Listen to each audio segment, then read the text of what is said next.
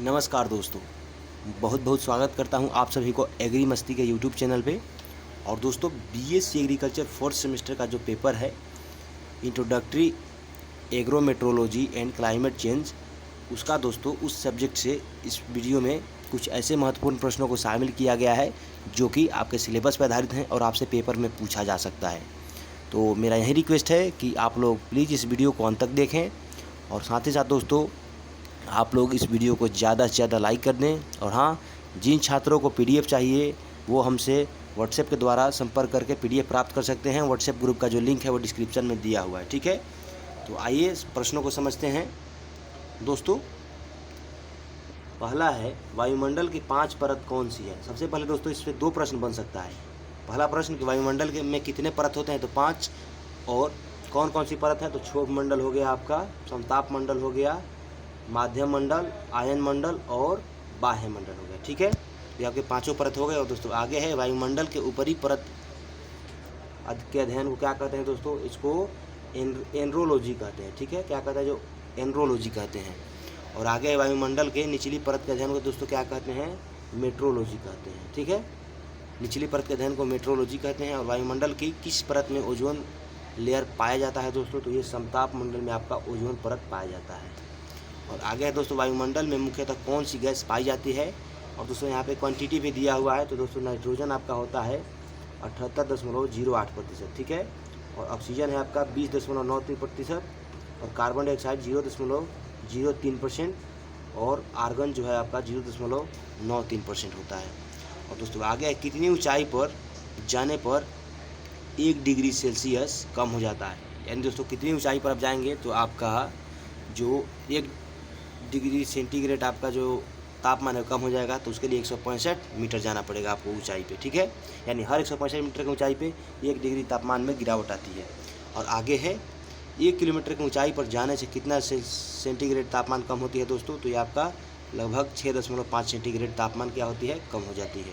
और आगे है, वायुमंडल में कौन सी गैस सर्वाधिक पाई जाती है दोस्तों, तो ये आपका हो गया नाइट्रोजन, क्योंकि इसका मात्रा है 78.8%। और आगे है, वायुमंडल की सबसे निचली परत कौन सी है दोस्तों, तो दोस्तों वायुमंडल की सबसे निचली परत आपका है क्षोभ मंडल, ठीक है, जिसकी ऊंचाई 10 किलोमीटर है, ठीक है। और आगे समझते हैं, वायुमंडल के किस परत में मौसमी घटनाएं होती है दोस्तों, तो ये आपका होता है क्षोभ मंडल में, ठीक है। आपका क्षोभ मंडल में क्या होता है, वायुमंडलीय घटनाएं होती है, मौसमी घटनाएं होती है। और आगे है दोस्तों, आगे देखते हैं। आगे है, ओजोन परत की मोटाई किस में मापी जाती है दोस्तों, ये प्रश्न बहुत इंपॉर्टेंट है। तो दोस्तों ओजोन परत की मोटाई डाम्सन यूनिट में मापी जाती है, ठीक है। और दोस्तों आप लोग पीडीएफ लेना बिल्कुल ना भूलें। व्हाट्सएप ग्रुप का लिंक डिस्क्रिप्शन में दिया हुआ है, वहाँ से जाइए, ग्रुप ज्वाइन करिए, आपको पीडीएफ मिल जाएगा। और आगे बढ़ते हैं। आगे है, ओजोन परत की मोटाई कितनी होती है दोस्तों, तो ये आपका 50 किलोमीटर होता है। कितना होता है, 50 किलोमीटर, बहुत ज़्यादा होता है। और आगे है, माध्य मंडल की मोटाई कितनी होती है दोस्तों, तो ये आपका होता है 80 किलोमीटर, इससे भी ज़्यादा होता है। और दोस्तों आगे है, आयन मंडल की मोटाई दोस्तों कितना होता है, तो ये आपका होता है 80 से 640 किलोमीटर, यानी 80 से 640 किलोमीटर ये सबसे ज़्यादा होता है। और आगे है, वायु जो पूरी पृथ्वी को कंबल के समान ढके रहती है उसको क्या कहते हैं दोस्तों, उसको वायुमंडल कहते हैं, ठीक है। ये डेफिनेशन भी हो जाएगा और इसे ऑब्जेक्टिव प्रश्न भी बन जाएगा। वायुमंडल की परत क्षोभ मंडल सबसे गर्म क्यों होती है, तो दोस्तों सबसे गर्म इसलिए होती है क्योंकि पृथ्वी के पृष्ठ से गर्म हो जाती है। ये पृथ्वी के पृष्ठ से प्रभावित होती है क्योंकि सबसे निचली मंडल यही है। और दोस्तों आगे आइए, आगे है, ओजोन गैस का सर्वाधिक संकेंद्रण किस मंडल में किया जाता है, गिनता है दोस्तों, मिलता है, तो आपका होता है ओजोन गैस का सर्वाधिक संकेंद्रण आपका समताप मंडल में होता है, ठीक है। और आगे है, भूपृष्ठ में सर्वाधिक प्रचुर तत्व पाया जाता है दोस्तों, क्या पाया जाता है भूपृष्ठ पर, ये आपका ऑक्सीजन पाया जाता है 46%। और आगे है, पृथ्वी के पृष्ठ पर ऑक्सीजन के बाद सबसे अधिक उपलब्ध कौन सा मूल्य तत्व है, तो दोस्तों ये आपका सिलिकॉन है, ठीक है। और आगे आइए दोस्तों, मैं इसका थोड़ा कलर चेंज कर ले रहा हूँ क्योंकि ये भी लाल है और लाल कलम से भी लिखा हुआ है। तो आइए आगे बढ़ते हैं। जीवमंडलीय तंत्र में ऊर्जा का पदार्थ में निवेशन एवं बहिर्गमन की प्रक्रिया का संचालन किस चक्र माध्यम से होता है दोस्तों, तो ये होता है आपका जैव भू रासायनिक चक्र के माध्यम से होता है। और आगे है, भूकंपीय आधार पर पृथ्वी के आंतरिक संरचना को विभक्त किया गया है दोस्तों, तो ये आपका सही उत्तर होगा इसका लिथोस्फीयर बायोस्फीयर एवं वायरोस्फीयर में, ठीक है। भूकंपीय आधार पर पृथ्वी की आंतरिक संरचना को 3 भागों में विभक्त किया गया है, जो कि नीचे है लिथोस्फीयर, पायरोस्फीयर और बायोस्फीयर। और आगे है वायुमंडल के मुख्यतः कितनी परतें होती है दोस्तों? 5 परतें होती है, जिसको मैंने सबसे ऊपर बताया। और आगे देखते हैं दोस्तों, आगे है वायुमंडल की किस परत में ग्रीन हाउस प्रभाव सर्वाधिक होता है? तो दोस्तों क्षोभ मंडल में होगा दोस्तों, क्योंकि जो ओजोन परत होता है वो क्षोभ मंडल में ही होता है। और आगे है वायुमंडल में दैनिक मौसम परिवर्तन किस परत में होता है? तो दोस्तों ये आपका होता है क्षोभ मंडल में, ठीक है। दैनिक मौसम परिवर्तन क्षोभ मंडल में होता है। वायुमंडल के किस परत में बादल गरजते हैं दोस्तों? तो दोस्तों क्षोभ मंडल में ही बादल गरजते हैं, ठीक है। यहाँ पे बादल लिखा हुआ है पर कोई बात नहीं, इसको बादल पढ़िएगा आप लोग। और आगे है वायुमंडल के किस परत में हवाई जहाज उड़ते हैं दोस्तों? तो ये आपका समताप मंडल में हवाई जहाज उड़ते हैं, ठीक है। हवाई जहाज आपका समताप मंडल में उड़ते हैं।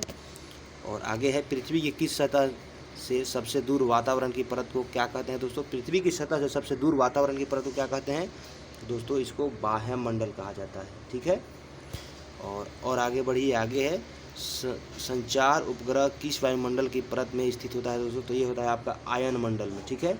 आयन मंडल में स्थित होता है संचार उपग्रह। और आगे है वायुमंडल की कौन सी परत का तापमान स्थिर रहता है? तो समताप मंडल का जो तापमान होता है वो स्टेबल रहता है। और आगे है वायुमंडल की कौन सी परत सबसे ठंडी होती है दोस्तों? तो ये आपका जो मध्य मंडल है, ये सबसे ज़्यादा क्या होती है? ठंडी होती है। और आगे है वायुमंडल मुख्यतः गर्म होता है दोस्तों, पृथ्वी के विकिरण से गर्म होता है, ठीक है। वायुमंडल क्यों गर्म होता है? पृथ्वी के विकिरण से।